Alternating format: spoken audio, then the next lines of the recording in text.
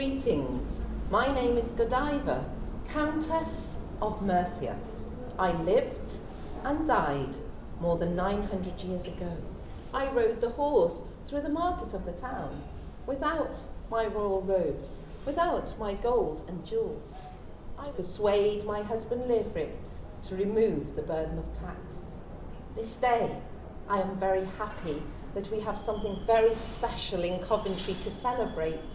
1,000 years of our city, the feast day of Osburga, and the unveiling of our tapestry. Working with many generations, multi-generational, from the youngest child to some of our senior citizens, we have worked to produce something special for everyone to enjoy. From the beginning of Coventry, from the Coventry, right through to our present day and our future, our children, we want to celebrate with everyone and take the tapestry with us, and it will travel, maybe, to you.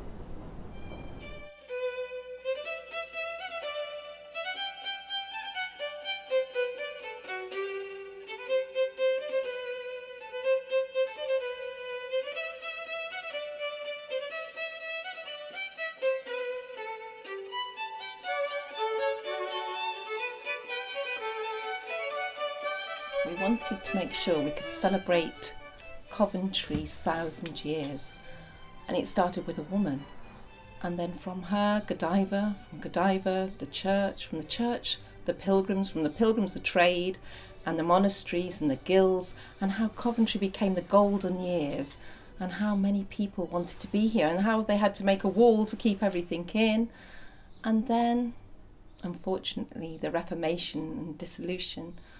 And then the Civil War, the 20th century, had made such a difference from industry and from being where it was, the centre of England, and how that destruction didn't keep the people down. It's as if the phoenix has always risen, and how the universities have now made some wonderful things happen in education for our city, and how a great future we can have together. Well, the first initial meeting was quite exciting, all the ideas that Prue had. We worked through these first initial ideas and then put it into a kind of a design layout.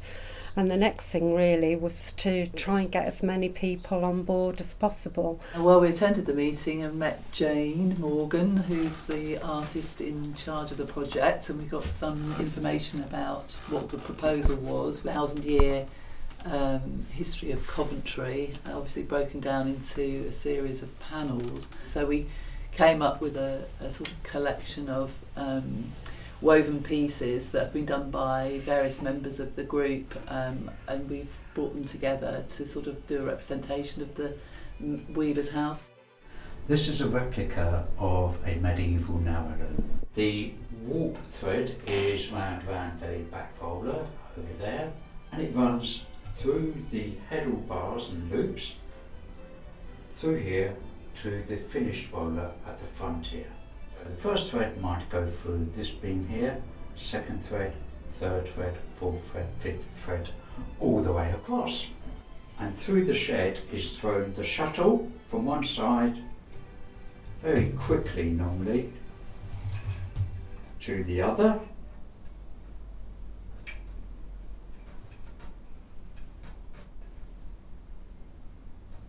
And then the loose thread is beaten up against the finished cloth. And as I say, it is on machines like this that Coventry's wealth was based. It was at one stage the fourth richest city for taxation purposes.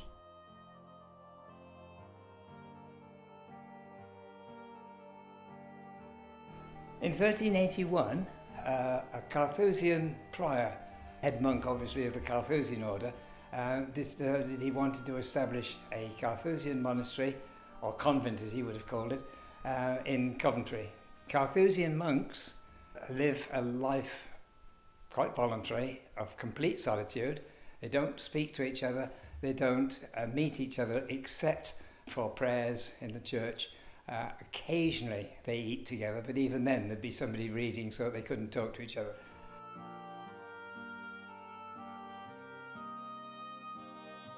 We've got a painting that was put there at the time of Robert Dudley, but it's a beautiful, beautiful painting in black and white. The black looks almost fresh in some parts of it, almost as if it was painted yesterday, because it's painted in tempera, and it's some parts of it as fresh as ever.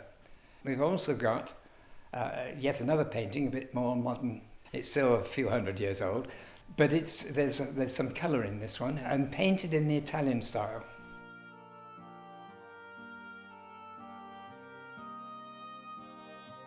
Coventry could also produce very high quality cloth, and it was well known for its high quality cloth. It was also very famous for producing a blue dye, which is where we get the saying "true as Coventry blue" from, because the dye which Coventry used didn't fade and stayed fast. Sarah dyed this with woad to make Coventry blue as near as we can. These pieces here are what we call weaving sticks. So this was made with odd pieces of, well, recycled really, wool, yarn, to represent this, the garden. Wow, it looks terrific.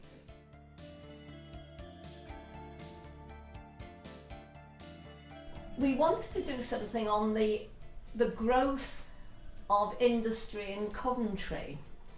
You might not have come across the original tree of life, but it's the tree of industry, the growth of industry. We decided that the one unifying fact really was the wheel or the cog or springs, curly-whirly things. So that's why we've got a lot of these parts of watches and clocks which we're going to incorporate on the design.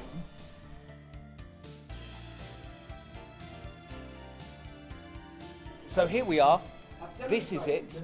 This is the Rover safety cycle, designed and invented by John Kemp Starley, arguably the most important invention of modern history. He actually designed this in 1888 in Coventry. As you can see, you have two wheels of identical diameter with a single cog going from the crank here at the bottom, with a crossbar, handlebars, also with a paddle spoon brake.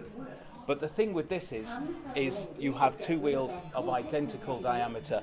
This is the blueprint for practically every bicycle made today. When it comes to the 20th century, what made Coventry famous was, of course, the industry here. Mostly that was car manufacturing. It wasn't just cars, it was buses, it was lorries, it was airplanes. There was a whole range of things being made here. You think of Maudsley, for instance, they were making marine engines, they were making buses, they were making vehicles, cars. But then we started making airplanes, and not a lot of people seem to realise this.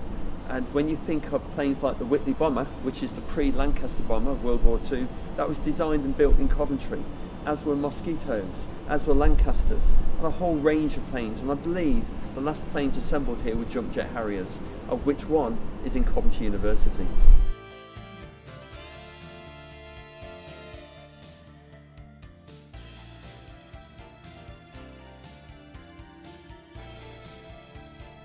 I think Frank Whittle, one could say, is one of the most important people in terms of the modern world in which we live. He was the inventor of the jet engine, and he was born in Coventry, Nelsden, in 1907. What he wanted to do was create a motor jet engine, as he called it. What actually happened was, by 1940, he'd actually managed to create an engine that went into an aircraft called the Gloucester. And when they tested it, they found that it outperformed Spitfire, which of course was the great plane of the Second World War, and went up to 350 miles an hour and could climb up to 25,000 feet. That very same year of 1940, he met the main contacts from Rolls-Royce company. And of course, from them, his involvement with them led to the development of the Rolls-Royce jet engine that powers so many of our planes to the current day. Richard Noble had an inspiration, an idea to create the world's fastest car on land, to beat the land speed record, and he understood that Whittle's engine was the key to doing this. The engine that Richard Noble chose for Thrust 2 was a Rolls-Royce Avon 210 engine. Back in 1983, Richard Noble came back with his crew to Black Rock Desert, and there they managed to achieve speeds of around 620 again. And then the designer, John Ackroyd, realised that actually if they drove the car at the hottest time of day, when the speed of sound was at its fastest, this would deal with the transonic resistance they were getting on the car. So they did that, and that's when they actually beat the record, and the record was set at over 633 miles per hour as an average on two runs in the desert. So 14 years later, Richard Noble decided he was going to try and break the record that was still held at that stage by Thrust 2. Thrust SSC had a Rolls-Royce Spey 202 engine in it, which is the engine that was used actually in a Phantom 2 jet fighter. On the 15th of October 1997, Thrust SSC smashed the land speed record with a speed of 766 miles per hour. The speed that Thrust SSC had gone at actually had broken the sound barrier, and it was over Mach 1, which is the speed of sound. It was said by observers when they were watching Thrust SSC that at the time that that Thrust SSC was doing its successful run, it went very, very quiet. And the reason for this is there was this build-up of sound around the nose cone of the car. And actually when it broke through the sound barrier, there was a sonic boom. It's the first time a land speed vehicle created a sonic boom on Earth. This is the place to be, really, as far as Coventry music's concerned. Obviously we're famous in Coventry for two-tone music, but there's far more to it than just that. We go right back to the Roman occupation. But I suppose the biggest sort of standout and the most iconic starting point for Coventry and Warwickshire music would be the Coventry Carol, which has been sung by so many people from all over the world. And then of course you've got people like Delia Derbyshire, who created the Doctor Who theme, and I think if she was alive now she'd be Dame Delia Derbyshire. She's an absolute genius.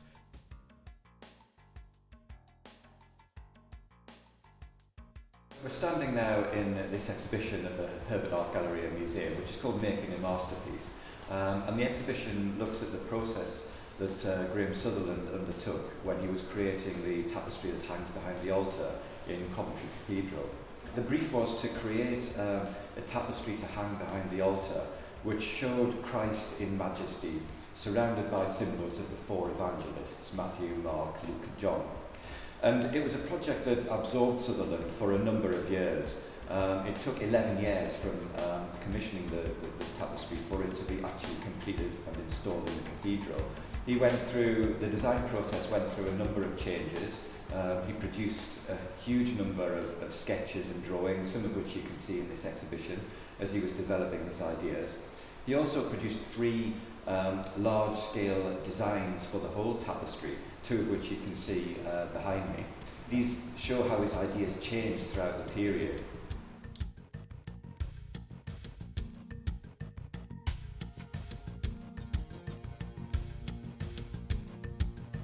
Coventry is a great place to think about poetry because one of the 20th century's greatest poets, Philip Larkin, was born and educated in Coventry, and Coventry is mentioned in one of his famous poems, I Remember, and there's a verse of that on Coventry railway station, actually outside the customer services office on platform 1. But Coventry's had a much longer history of poetry and also a more recent one. So, as you'll know, Lady Godiva was a very famous local personality, and she was the subject of many, many poems, ballads, songs that would be sung year after year, especially at the time of a festival or a fair in her honour. You have the writers who are travel writers who've written about visiting Coventry, like H.V. Morton or J.B. Priestley, but there are also the writers who spent periods of time in Coventry, and most notably, that's George Eliot, who in fact was Mary Ann or Marian Evans, who had 2 periods in Coventry. And there are all sorts of ways in which Coventry appears in the novels of George Eliot. So Middlemarch is almost certainly profoundly influenced by Coventry.